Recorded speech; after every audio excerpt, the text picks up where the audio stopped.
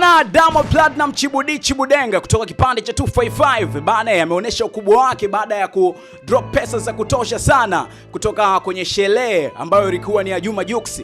Bana amedondosha naila za kutosha na vibunda vilikuwa ni shazi. Kulikuwa kuna baadhi ya mastaa ambao wapo pia pembeni wakiendelea kuvibe pamoja na Diamond Platnumz. Kuna baadhi ya watu wengi sana ambao wao wameendelea kucomment kuhusiana na hilo sakata zima, cause Diamond Platnumz ukubwa wake umeonekana baada ya kuona vibunda vya kutosha vya pesa ya Nigeria. Hii ni naira bana.